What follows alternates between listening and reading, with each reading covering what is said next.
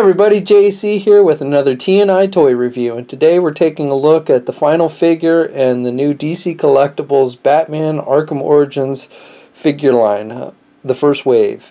Today's figure we're looking at Bane, and Bane comes in unique packaging from the rest of the line because he's a little bit bigger scale. Instead of just a blister packaging, he comes in an actual box, window box type packaging. Same basic design is the other packaging. It's just in a box as opposed to just the blister. So you've got the Batman logo at the top, then you've got the figure clearly displayed in the window box packaging, and then underneath that you have the name of the figure and the Arkham Origins name, since it's based on the video game, the Batman Arkham Origins video game. On the side you have a picture of Batman from the video game. At the top you have a window of the bat symbol, so you can see the figure from the top, and then on the back you have basically the same exact thing that you had on the regular packaging. You have the Batman Arkham Origins at the top, a little brief bio about the game, and then the other four figures, or all four figures in the series: Batman, Joker, Black Mask, and Bane. And then underneath that you have the credit of sculpted by Gentle Giant Studios. All four figures were done by Gentle Giant Studios. So that's about it for the packaging. Let's get her open and take a look at the figure inside. Okay, so here's a look at the figure outside of the packaging. Now the main thing you'll notice with this figure is that he's basically a larger figure than the rest of the figures in the series. He basically stands just over or around 8.5 inches tall, whereas the others in this line are closer to 7 inches. So he's definitely taller than any of the other figures in this line, which is good because Bane is a bigger character than Joker and Black Mask and even Batman. So it's good that he's in scale with the other figures in the line. And at least at my comic book shop, the figure was the same price, despite being larger. Was the same price as the other three figures in this wave. Now he also stands about the same height as the recently released Arkham City Bane. He's not as bulky, but he's about the same height as that figure. So some good continuity there, I guess. A lot of detail with the figure, a lot of sculpting details that are really nice. He's got the green wires that stick, and some will pop out, I guess, to give so it doesn't restrict his arm movement on this side. So like this wire seems to pop out, but you can just pop it back in on the back there, and then this one as well will pop out on the front of his arm. Some of the wires again seem to pop out and others don't. He's got this black wire over here which does not seem to be removable, and does kind of restrict the movement of this shoulder. So does this arm pad, which we'll get into more detail about when we go over the articulation. He's got some nice grenades and things like that sculpted around his belt, some pouches, pockets, and he's got his Venom backpack here, which is nice with the neon green, and then this wrist controller. I guess he pushes this red button to get the Venom to go through his veins.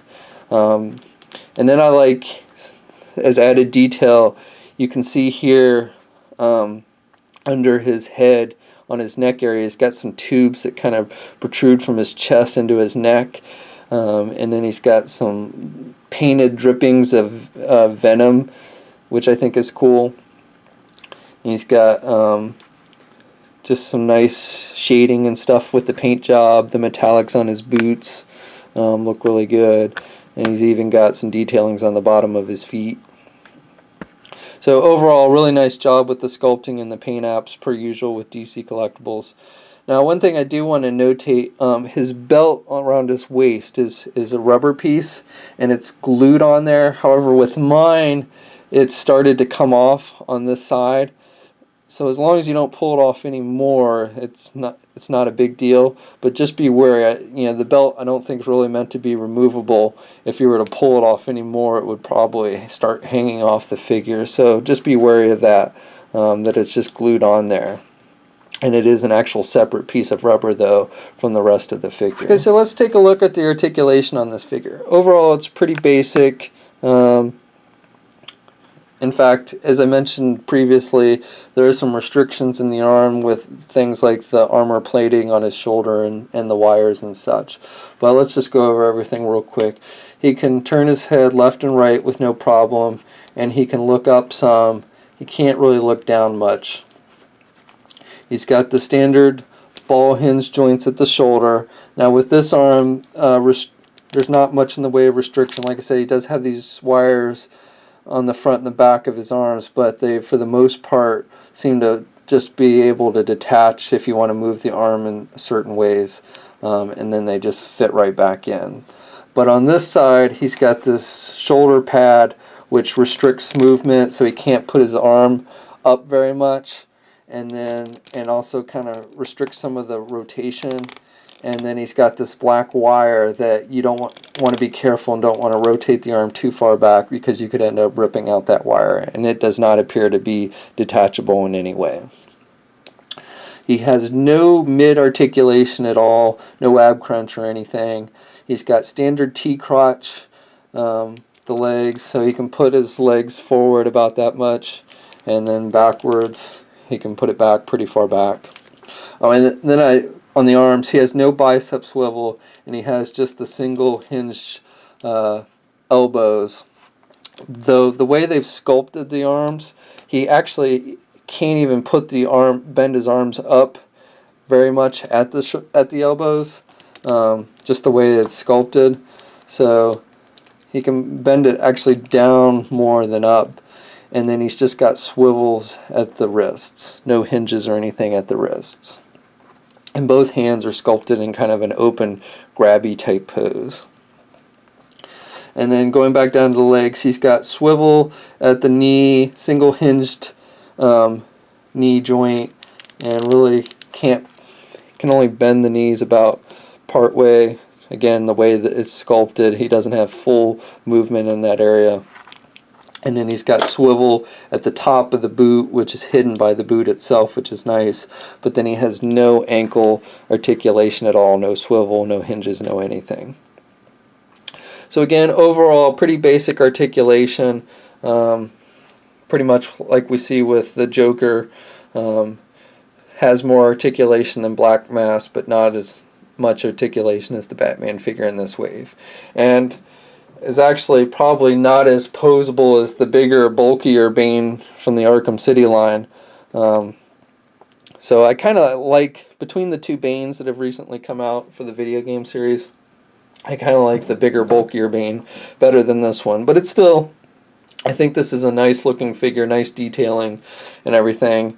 One other thing in the detail department I forgot to mention is he's got this little readout thing on his chest, I guess, showing how his venom is regulated and stuff. So that's a nice little details as well. So again, pretty decent figure overall. I like how it's basically the same price as the other figures in the wave. I like how it's in scale with the other figures, how he's a bigger character than the others, and I think he looks good in the wave. Obviously, he seems to be pretty video game accurate. I haven't actually played the video game, but from the trailers and stuff that I've seen, it seems to be pretty accurate for that video game. So overall, if you're into the Arkham Origins characters and you want to, fill out your line based on that video game, then I definitely think this is one you're going to want to pick up. This entire wave is hitting comic book and specialty shops as well as your favorite e-tailers now, so start checking for it if you want to pick these up. And that's my review. I hope you enjoyed it, and until next time, I'll check you later.